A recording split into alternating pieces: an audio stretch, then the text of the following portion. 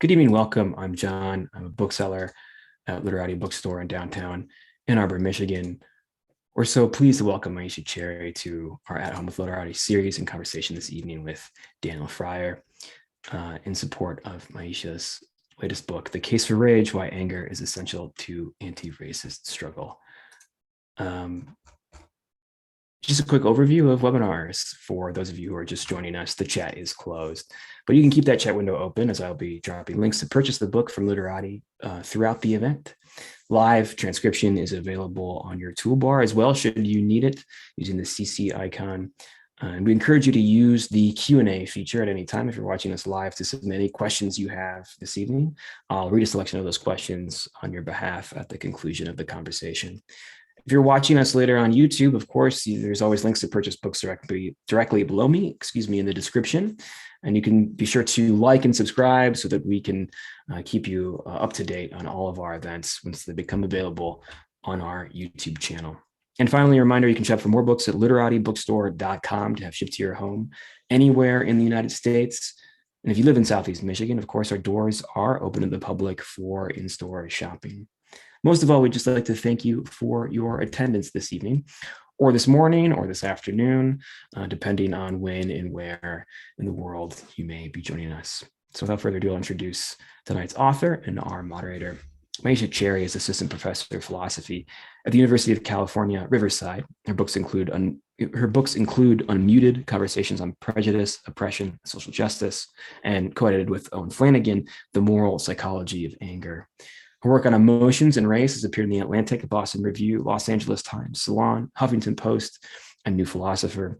She's also offered social commentary on race for BBC Radio, BET, and other outlets. Cherry is also the host of the Unmute podcast, where she interviews philosophers about the social and political issues of our day. Her book, The Failures of Forgiveness, is forthcoming with Princeton University Press. She'll be speaking with Daniel Fryer, Assistant Professor of Law and Philosophy at the University of Michigan. His work draws on scholarship in social and political philosophy, law, and the social sciences, and public policy. He's also influenced by social movements and intellectual discourse outside of the academy. He received his PhD in philosophy from the University of Pennsylvania. Please join me in welcoming Myisha Cherry and Daniel Fryer into your living rooms. Thank you so much, John. Hey, Daniel.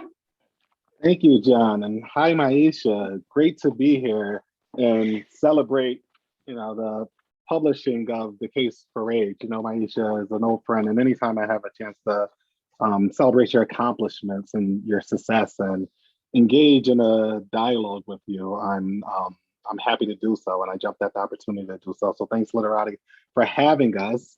I'm excited to talk about this powerful, impactful, and very timely book with you. So I figure we'll just jump right in, Okay. Myisha. And I want to just jump in sort of with this personal tale that you open the book with. It comes in the introduction where you talk about when you were about 7 years old and the first time you experienced anger. In the anecdote, you tell us this is at the expense of another young kid who you thought was your friend calling you the N-word, and your response to that being quite angry, rightfully one would think. But I want to open up with just this idea of anger and the impact that it has on our lives. As you note in the book, you say you don't remember the first time or the first book you read. You don't remember the first time you kissed someone, but you remember the first time you was angry. So what is it about anger that is just so powerful and leaves this mark on our lives that makes you think about it so much and even want to write a book on the topic? Like, just generally, what is it about anger and its role in our psyche and our political society that makes you so interested in the topic? It's interesting because we think that we're interested in things because they're philosophically interesting, right? They're philosophically rich. And I really had to, I think in writing this book, I really had to kind of go through my own biography to figure out why I'm so interested in this particular topic, right? And I thought that my biography would extend within a 10-year period, because about 9 years ago, the death of Trayvon Martin is when I began to get very interested in the topic as an intellectual interest. But I think it comes much more further back from that, right? And although I start from the beginning in the book thinking about, okay, so when was the first time I ever felt this particular emotion? And I thought that my wrestling with anger had a lot to do with my adolescence. So being a Black woman, right? And seeing how that uptake or lack of uptake was happening in my particular community. But as I begin to really think back, I go back to this particular encounter that you raised. I think about, I remember it like it was yesterday, right? Someone that I thought was a friend who went away, let's say a summer, to his father's house, a white friend. And he comes back and I'm thinking that everything is cool and we're going to continue to play with each other. And then feeling rejected because he basically told me that his father said that he can't play with the N-word. And I may not have known what a lot of words meant, but I knew what that word meant. Right. And my immediate response was not disappointment or even sadness. It was anger. And so in some ways, as I begin to think about kind of that biographical story, I wonder, in directly answering your question, anger is very much connected to value, right? Usually the things that we get angry about is the things that we value the most. And mistreatment, suffering is very it stays in our psyche. And when you take those combinations together, right? So I go back to a situation in which I remember, I don't want to call it trauma per se, but I remember that kind of young version of mistreatment from someone that I thought loved me because of race, right? So that's like in my psyche. But also in some ways, I knew that wasn't the right thing to call me, right? I knew that at that moment I was suffering some kind of injustice or some kind of mistreatment. And my response was, even though I was 7, I knew that I did not deserve that mistreatment, right? I knew that in some way I was valuable as a kid. Now my self-esteem probably was not a 10, right? I wouldn't get there until my teenage years. But I knew that I was valuable. So you take those two combinations together, right? That I'm responding to mistreatment and suffering. And of course, my psyche is going to remember that. But I was angry because I felt that I deserved better than that. So I'm also responding to some kind of value. And you take those two things combined, anger is the response to those two things. And I think for me, as much as it was interesting for me of trying to make sense of what was happening in the death of Trayvon Martin, trying to make sense of people's anger, people's angry response, more criticism of people's anger response.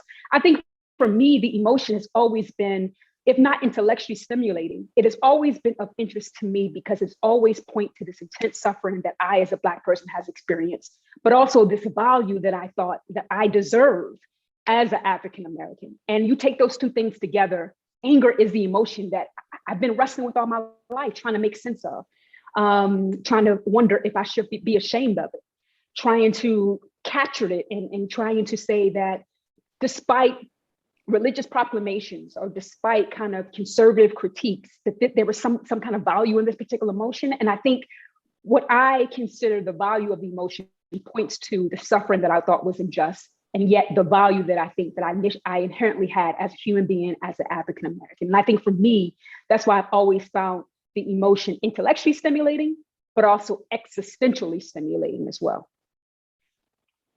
Thank you for that. So let's just dive a little bit deeper now. So you've been mentioning anger, and we've just been speaking about anger broadly without sort of discussing what exactly you mean by anger. As you know in the book, right, anger is just this sort of umbrella term, and there's various typologies of anger, and you do a good job in laying out a decent amount of types of anger. Even though you know in the book this isn't all, you don't exhaust the types of anger that one could come up with, but you give a good job of giving accounts of anger in which you're not arguing for, right? So when you argue, so the subtitle of the book, Why Anger is Essential for Anti-Racist Struggle, you have a particular form of anger in mind, which you call Lordy Enrage. So I want to just ask you, like, what is Lordy Enrage, and like, why is that the relevant anger that you think is important for anti-racist struggle, as opposed to the types of angers that you think that may not be unimportant, but you're definitely not making an argument for here in the book? Yeah, so I think for lots of people, the title itself has become controversial in a sense, right? Because when I see people posting on Twitter and their Twitter followers immediately say, well, I think there's no case to be made for rage, right? And then they begin to quote the Stoics. quote biblical scripture and say, hey, rage within itself is just a horrible thing to experience. And then what will become more confusing is the subtitle is why anger is essential, right? Right. So someone would say, well, what do you mean by rage? And what do you mean by anger? And I think one of the things that I'm trying to capture out, and as philosophers, we're very interested in distinctions. And so we know that as much as anger is an umbrella term, there has been other kinds of descriptions that we've used to kind of not only capture what people were feeling, but also to kind of evaluate the emotion as virtuous or vicious. So for example, we might say, well, it's not right to be angry, but it's all right to have righteous indignation, right? As if righteous indignation point to kind of this justified anger that takes place in the context of moral injustice. And so one is always warranted to have righteous indignation, but not wrath or not rage. And although I found those distinctions to be helpful, I think that despite those distinctions being in existence forever, people still had a tendency to paint anger in broad strokes. And that tendency, whether it's the Stoics, whether it's Aristotle, and whether it's more contemporary philosophers such as Martha Nussbaum, is the picture is no matter what you call it, anger is bad, right? To be angry is to have a desire for retribution and for revenge. Right, it's to perceive one's wrongdoer in a low light. It's trying to undo something that can't be undone, right? And so let's just get rid of this thing, no matter what you call it, because it's just to be it is to be aggressive, is to be violent. It has these tendencies of how you evaluate the wrongdoer, et cetera, et cetera, et cetera. So for me, I felt like not only was the criticism inapt, I felt that a lot of it had to do with the distinctions. I felt like the distinctions that were being made were not doing an adequate job with silencing those critics.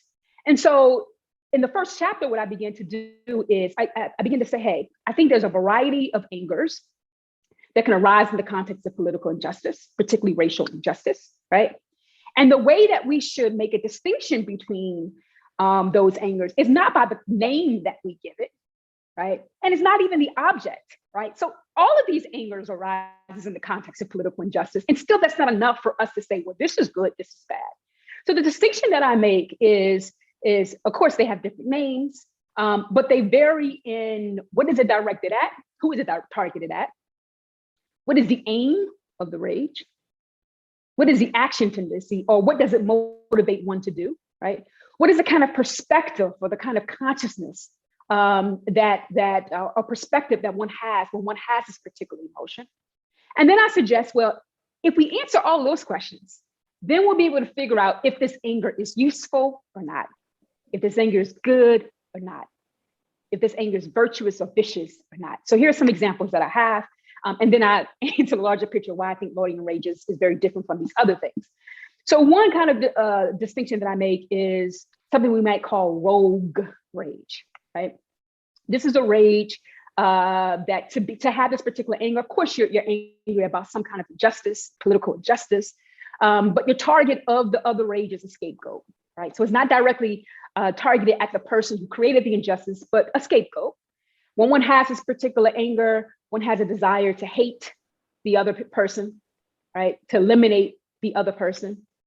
And the perspective that informs this particular rage, or the kind of consciousness, the kind of thinking that one has this particular rage, is kind of a zero-sum game of sorts, as it suggests that if you win, I lose, right? So I must win and you must lose. And that's going to have an effect in the kind of action that you engage in the world, right? So one might say that at the Capitol, January 6th, those individuals had rogue rage, right? And given how I described it, of course, we would say that that's not beneficial or useful for our political society, right? So another kind of rage that I talk about is something I call narcissistic rage. And in this way, narcissistic rage is very different from rogue rage. In some ways, some might say it's more acceptable. So narcissistic rage, yes, it arises in the context of political injustice, right? And yes, it is targeted at people who are perpetrators of injustice. One might say racist or racist, those who have racist views or who are complicit in racism. But the perspective that influences it is I just want justice just for me, right? So one might say that narcissistic rage is the kind of rage that Black elites may have when they experience injustice, right? That it's not an injustice until they experience it. And the kind of change that they want to see is to make sure that people like them don't get targeted. So don't target the person in the Mercedes-Benz dressed up the suit, but you can target that person, maybe a drug dealer, et cetera, et cetera, et cetera. It's Right. better than the rogue, but very different than the kind of virtuous rage that I'm talking about. Contrast those two with Lordy Rage, which I was greatly inspired by the poet Audre Lorde in her essay, The Uses of Anger. And this is how her account, to me, my interpretation of her account differs from those two other things, is that it is directed at racists and racist attitudes, not scapegoats, right? It aims for change and transformation. The action tendency is to bring about a radical change in our world. And the perspective that informs it is, I'm not free until all others are free, right? And if it has those particular features, what I want to say, well, it has a place, right? A positive role to play in political justice. In that, if it has those particular features, we can imagine the kind of action that it's going to motivate in the world. And so for me, when I think about Martin Luther King, when I think about Ida B. Wells, when I think about Sojourner Truth, those individuals, BLM, those individuals had the Lordian rage that I'm defending in the book. And it's the more problematic versions that I think should be or is the apt target of more critics. But there's something about Lordian rage that I think is useful, that I think shouldn't be painted in broad strokes, that I think should not be eliminated, but we should use it for anti-racist struggle. Good. So two quick follow-ups just based on what you said, right? So, and I'll just present them together because they follow up quite neatly based on your sort of nice response to the question I just proposed.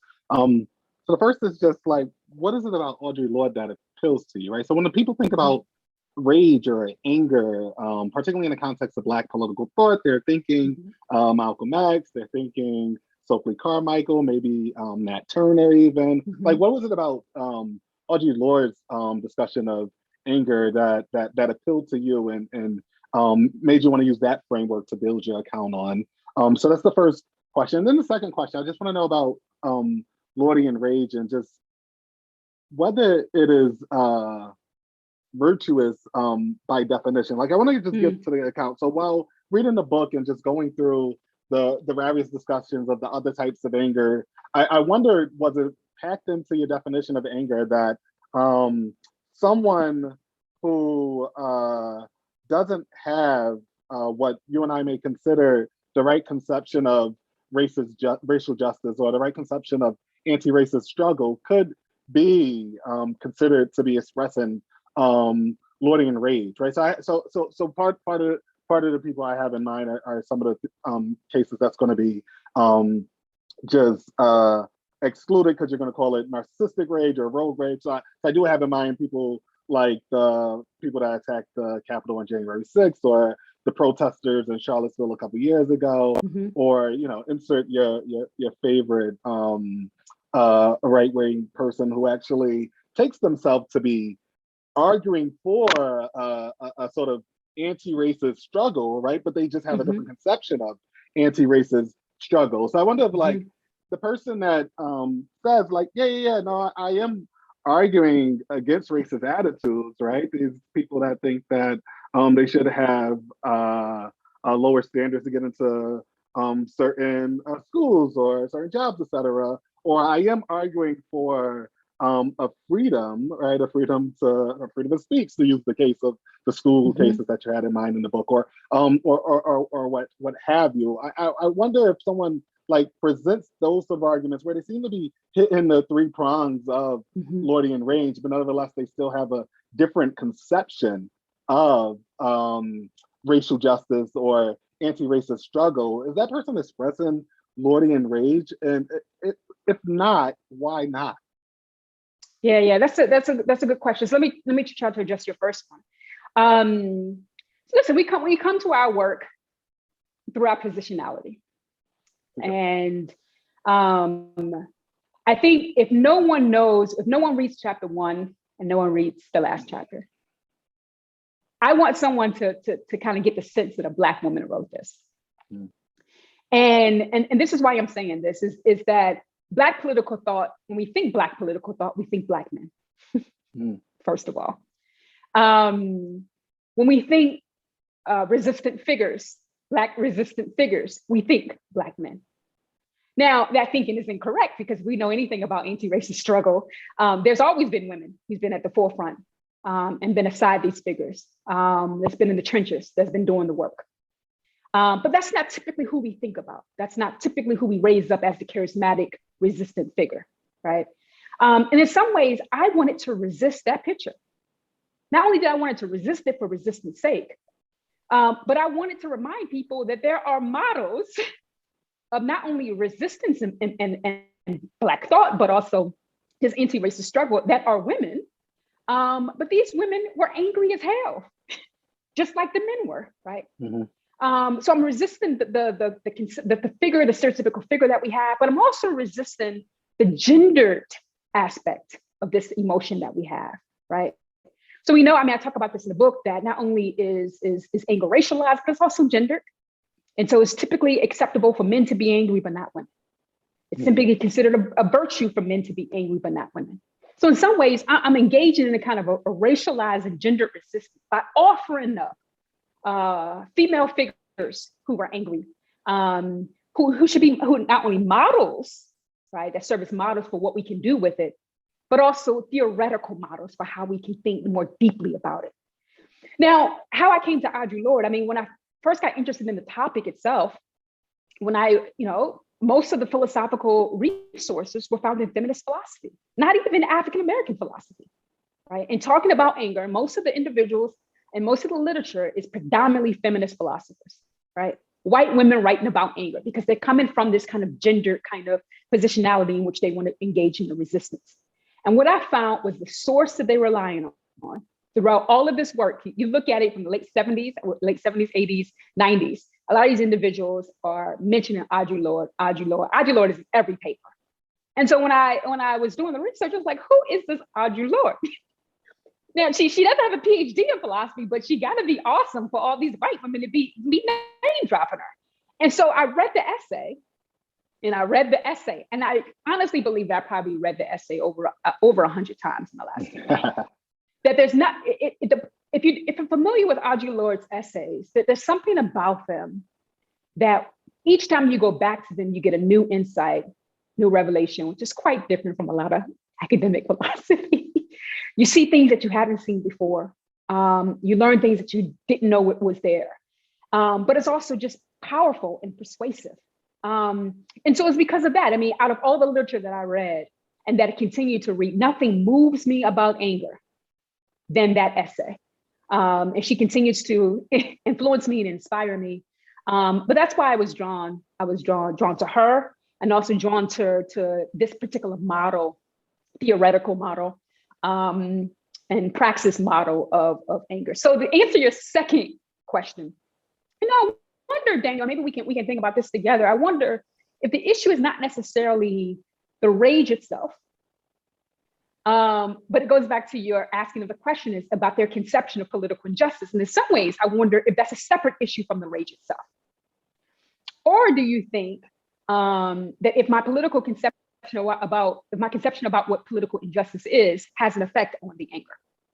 And I don't necessarily think that's the case. Because you notice that in my distinction, I said, well, who is the target, right? Now, mind you, the broader category is what we perceive as a political injustice, and you could be wrong about that. It could be the case that's not an injustice. It could be the case that you're saying injustice, but it ain't really justice for anybody, right? So your conception can be wrong. But how do you answer those other 5 questions, right? What is the target? What is the action tendency? What is the aim? What is the perspective? And there's no doubt one might say, I mean, we can think through this together, that if your conception is jacked up about what you take to be the political injustice, that's going to perhaps have an effect on those 5 things. But given the examples that you mentioned, I wonder if you could, we can connect and see how that misconception or that inaccurate conception will have an impact in those 5 particular things that will cause us to be concerned.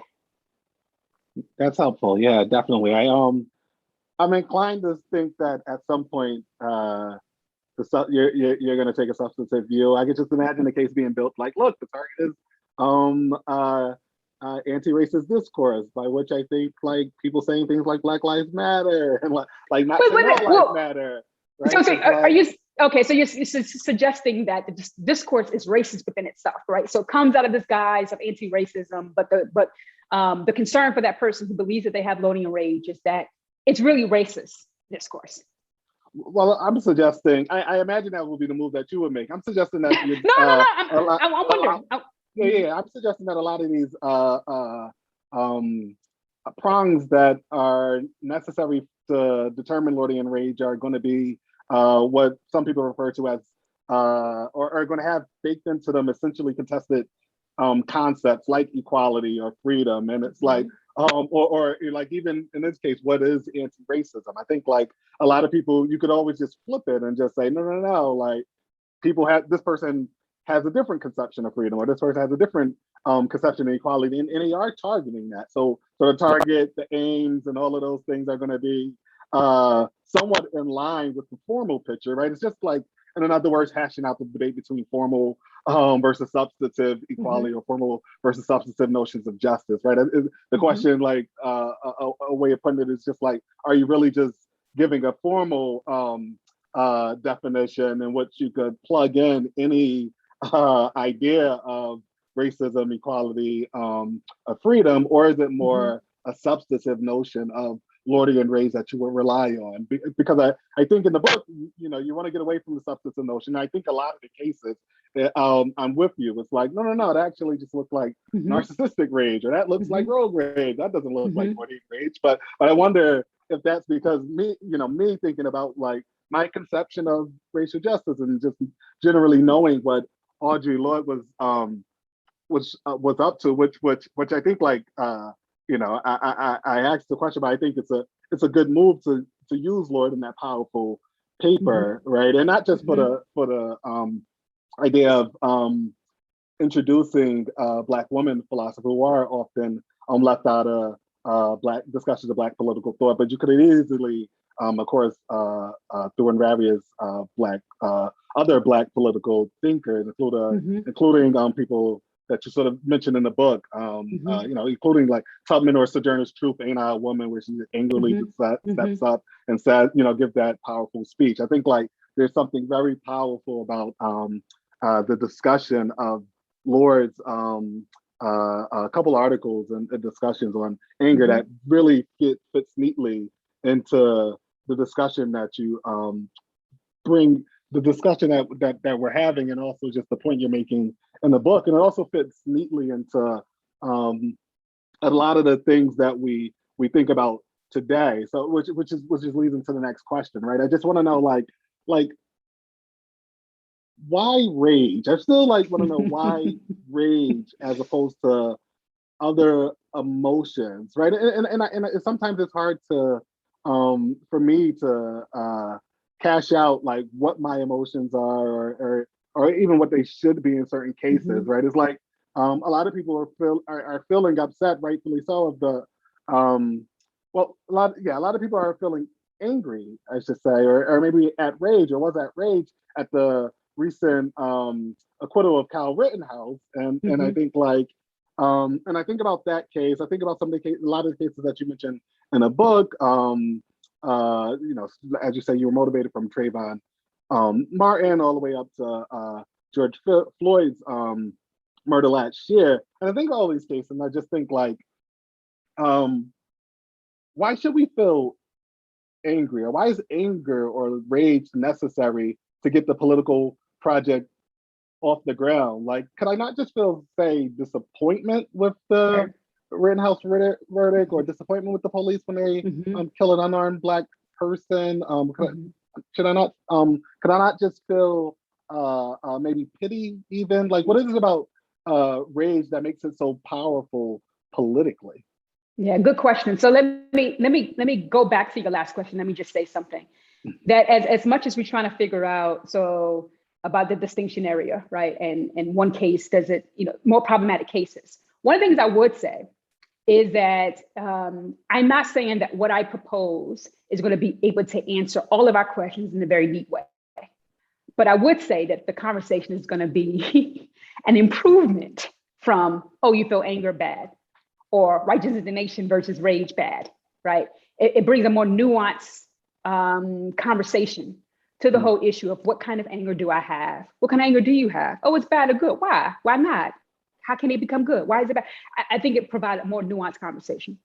I also would say to answer your question directly, I mean, why rage? Well, we know that the examples that you mentioned, the context that we're responding to is a context of justice, right?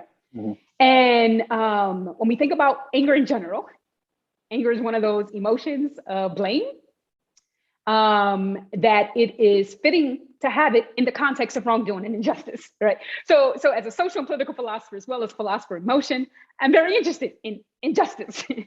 And an apt emotion to interrogate in this particular context is anger, because that's how anger arises. The object of anger is indeed wrongdoing, offense, et cetera, et cetera.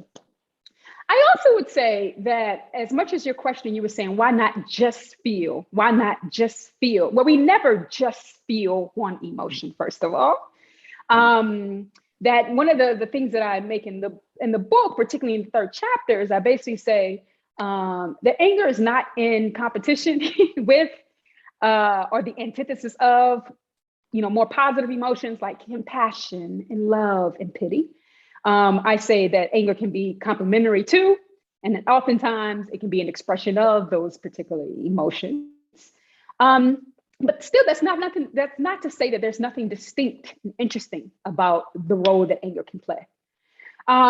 So the argument that I kind of make consistently throughout the book is that what anger has the power to do, so not only does it respond in the context of offense, so it's very much relevant, right, to the context that we're referring to, but there's a particular thing that anger does, right? So one of the things that anger does is that, and I kind of mentioned this in your first question, is that if it arises in the context of offense and mistreatment, this is an emotion that we feel, right? That's very much connected to, it's going to arise as a result of something that you consider valuable, right? Something that you believe shouldn't be mistreated. So it's going to be very close to what philosophers call your circle of concern. So much so that when you express anger that your sister was abused in some kind of way, well, yes, there's anger involved, but it's an expression of value, right? You think that your sister should not have been mistreated. Why? Because she's valuable within herself. And so that emotion comes out as a result of that. So to feel anger, it's not just being angry, but it's a way of valuing. And there's philosophers who've made this particular argument. Now, why is valuing interesting or relevant in the context of injustice? Well, we're particularly talking about racial injustice. The whole slogan of Black Lives Matter is a slogan of value, right? It's a slogan of affirming one's value in the world, right? And so even if there was no words to the slogan, there's something that anger is doing, right? Just by the expression itself, just by having it itself, one is still engaged in saying, and whether that's implicitly or not, that Black Lives Matter. Because what it is to be angry, it's not just to say, hey, something's wrong in the world, but it's a way of ascribing value to those who've been mistreated. And that is an ongoing thing that needs to be done, particularly in the context of racial domination and white supremacy, right? So it's ascribed value on people who are marginalized in society. So that's one aspect, and that's something that pity cannot do, right? That what it means to have pity on someone, that it cannot do that, right? It's something that sadness doesn't necessarily do. There's something distinct about what anger does, the volume and that anger does in the context of offense and mistreatment. Another thing that I think is important or relevant for why I'm even raising this particular case is not only does it ascribe value to those who are marginalized, but we know that all emotions kind of have an action tendency, that what it is to have an emotion, one is apt to engage in particular kinds of actions. Now, there's a lot of people that say, well, this has a lot to do with our brain. We all know the kind of stereotypical picture of fear, flight, fight, right? Mm-hmm. I mean, because what it is to be fearful, like your body is like charged to do some kinds of things, right? Your physiological response, you're charged to do some particular things. Well, what is the action tendency of anger? It's to approach. That's why, in your most angriest state is typically your most boldest state, right?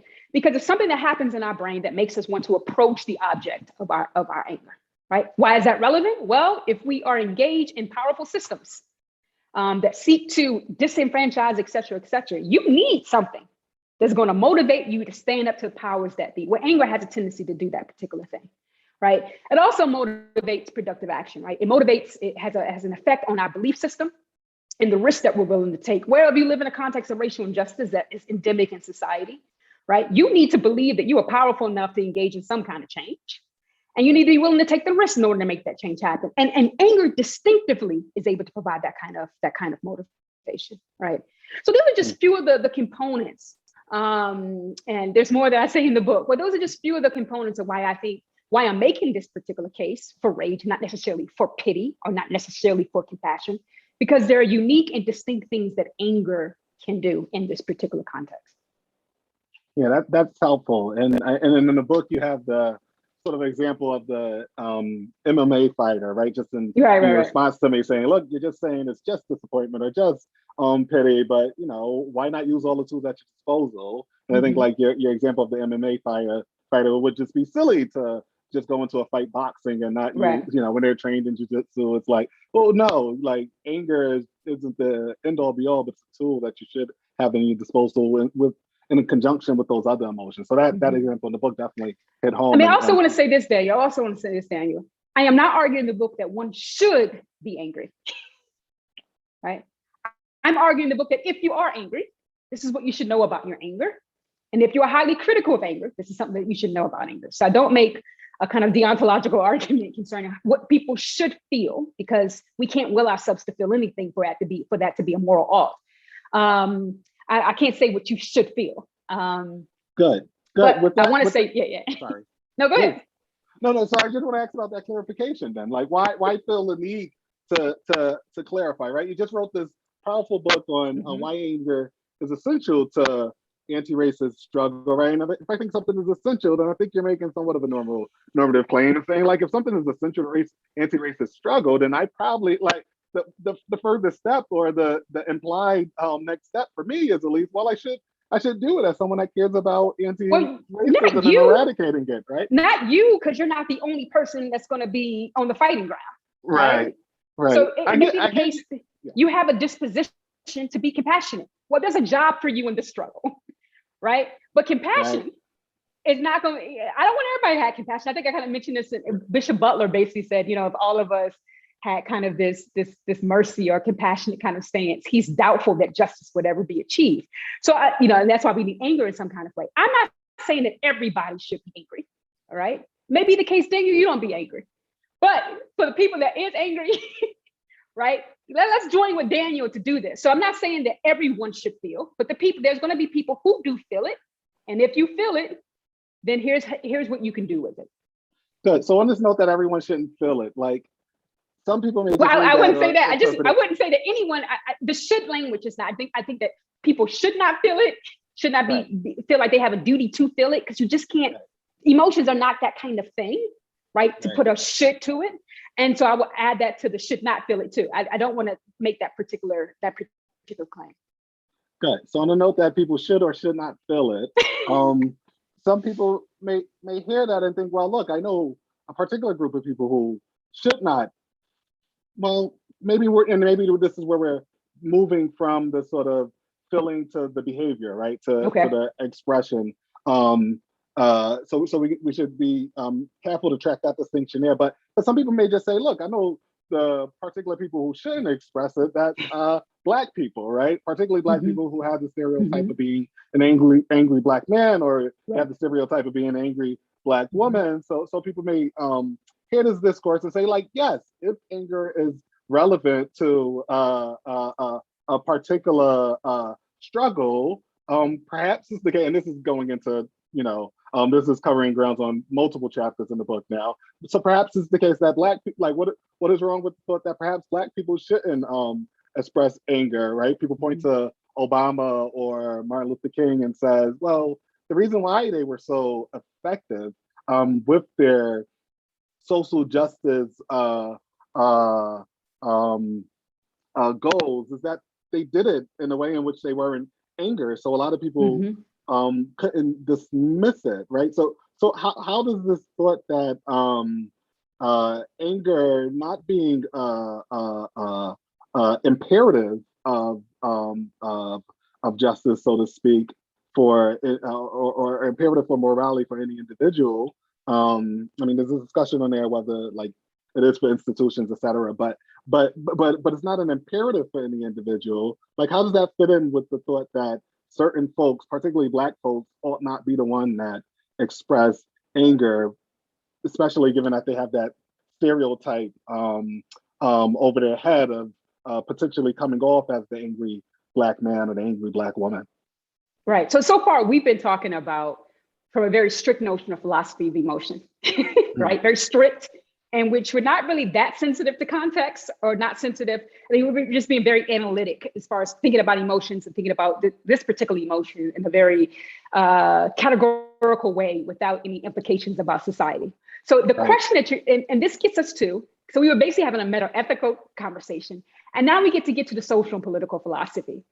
Because as much as I said that one should not, I think the language or the context that you're referring to has more to do with permissibility. What is permissible and what is not, right? And that goes into more of a context about social norms around emotions, right?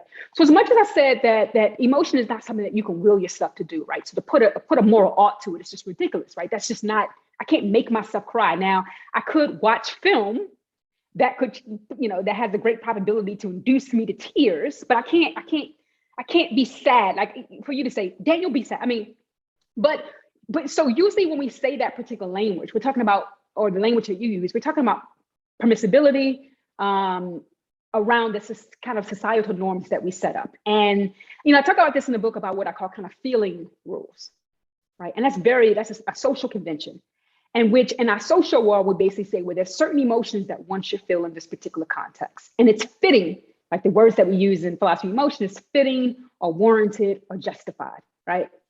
Now, as I said before, emotions, they are what they are, but we're human beings. So they're also very racialized and very gendered, right? So men should be angry if they're ever disrespected. Because what it is to be an angry man or a man in general, is to inherently have some kind of respect and dignity that one must defend if one is respected, right?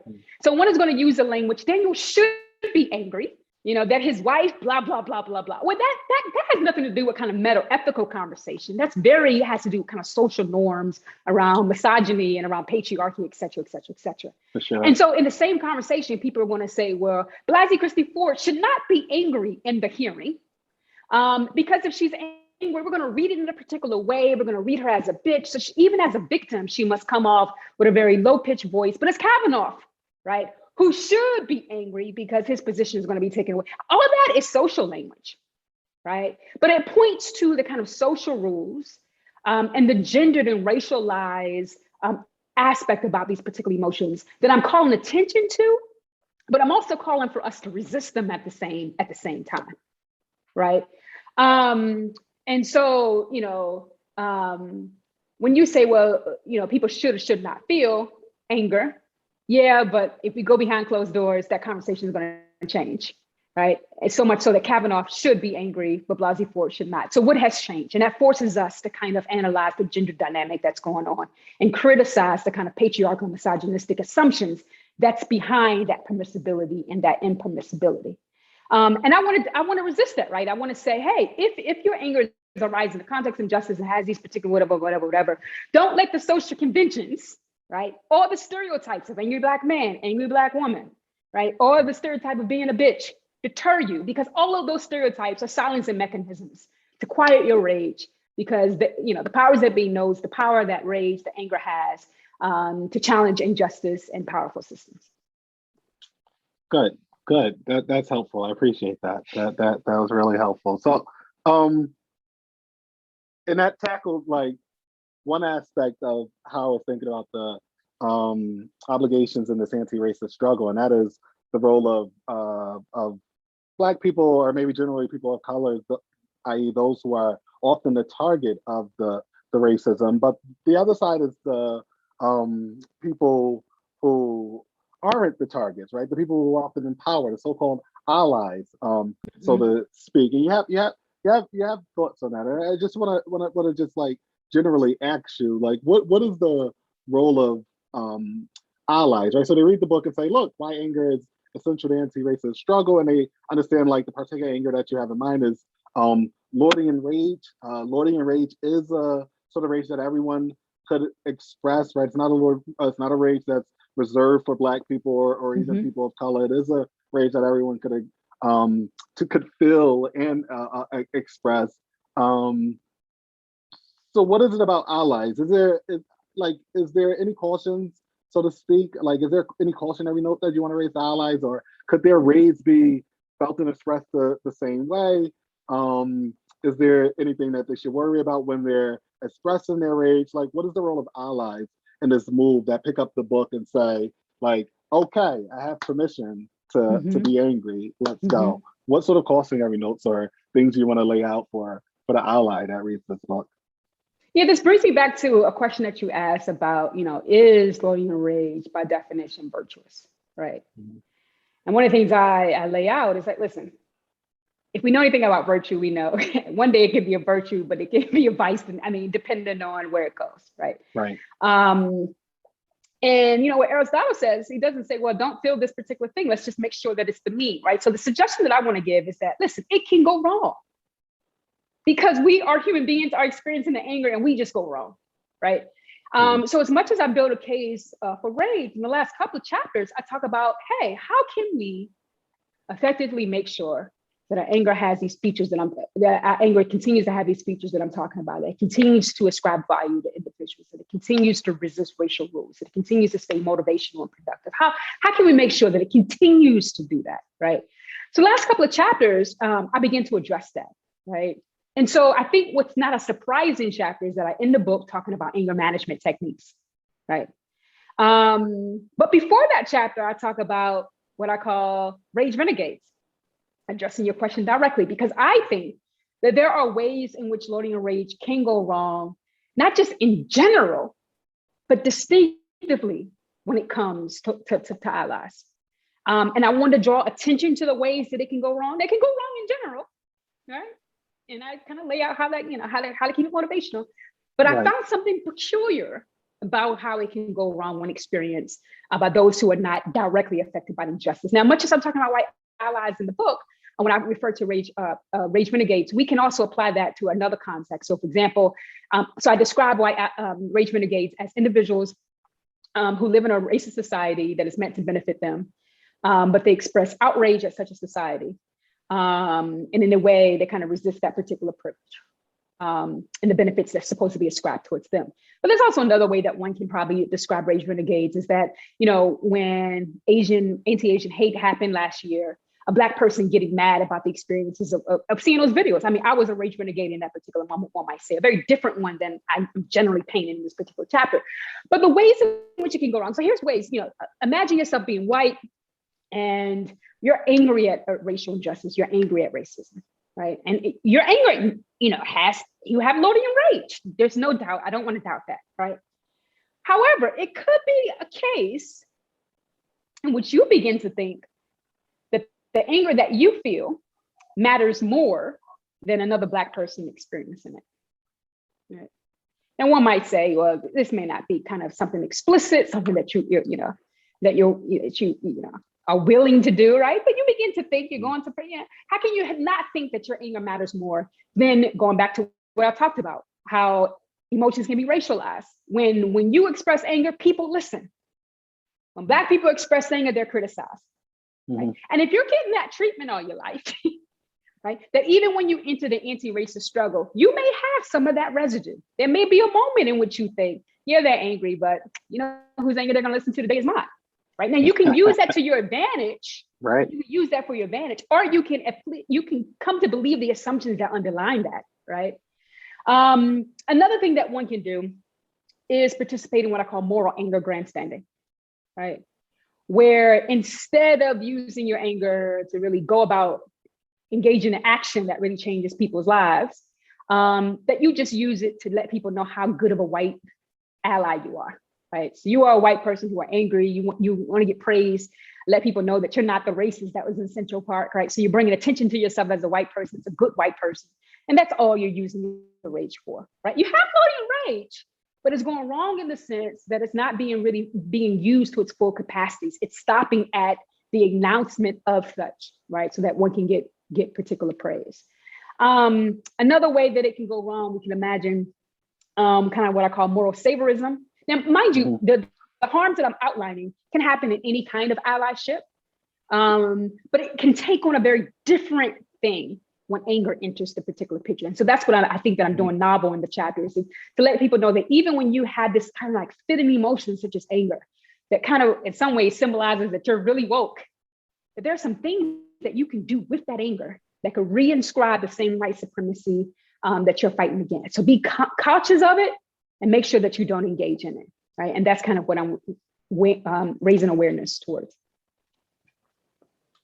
That's good. And we're sort of running out of time, but I'll just say, or really ask you just on that last point of allyship and moral Saverism in particular. So like some people may read this argument that you put forward and think like, whoa, like it's somewhat of a catch-22. Like I can't sit back and be quiet at the racism. I have a sort of moral duty to speak out in the face of injustice, but I also can't like be a forceful participant. So, you know, given some of the things you say there and in the book, where it's like, look, maybe you say like maybe the ally should move to the back of the line during the protest to not be like what's the name, Naked Athena, or like, or maybe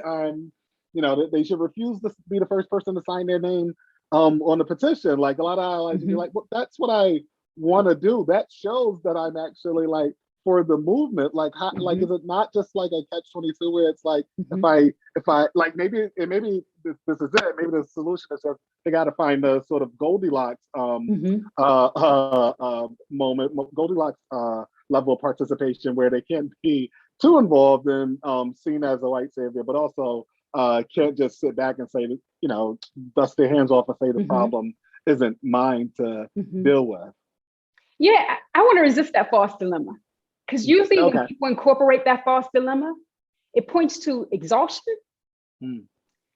It points to moral like it's usually a response to moral criticism. And it points to one that's not willing to expand their imagination about what is fitting and what are their options in doing well. And not only do we encounter this false dilemma, a lot of times when it has to do with white people doing anything, right? It does usually that false dilemma happen. Well, I can't say anything. That's right. We do that in our relationships too, right? And it usually happens when we don't want to face moral criticism, when we exhausted our imagination, et cetera, right? So I want to resist that false dilemma because we know those are not the only options, right? But I also just want to remind people in general, engaging in, I'm quoting Veronica Ivy here, engaging in any kind of anti-racist project is hard, right? It's hard. Can become even harder when you don't have the identity, but in general, it is hard. And we can put it in a more general sense, engaging in any kind of moral work whatsoever is hard. What we have to be willing to do is understand that there's ways to do it right, there's ways to do it wrong. There's a lot of times we're going to make mistakes and do it wrong. But that doesn't give us an excuse to then sit on the sidelines because there's a probability that we would do it wrong. What we should do as moral agents who can change our world is to constantly learn, fail, learn again, fail, learn again, and keep going. Because what we're fighting against is too powerful for us to get fatigued and weak, thinking that we have no options, nothing to do. That's what I'll say on that point. It is tough to follow that up. I will just say thank you. It's been a pleasure having this discussion. It's a pleasure reading the book. I know the link is there in the chat. People should go pick it up. I look forward to the future work you'll produce and continuing the discussion in other formats. John? Thank you so much, Daniel. John, we can't hear you on mute. You're the professional. Come on, you're the professional. I'm supposed to know how to do this, right? Thank you both for just incredibly stimulating and invigorating conversation. And Myisha, thank you so much for sharing this book with our viewers. Daniel, thank you for joining us as well. You can purchase the book. There's a link in the chat. And if you're watching us later on YouTube, of course, there's a link to purchase the book in the description right below you. Myisha Cherry, Daniel Fryer, thank you so much for joining us at Home with Literati. Hope we can have you, Myisha, in the store for the next one in person. But until then, we hope you both continue to stay safe and be well. And we'll see you all who joined us at the next event. Take care all. Have a great night. Thank you so much. Good night, everyone. See you soon. Take care.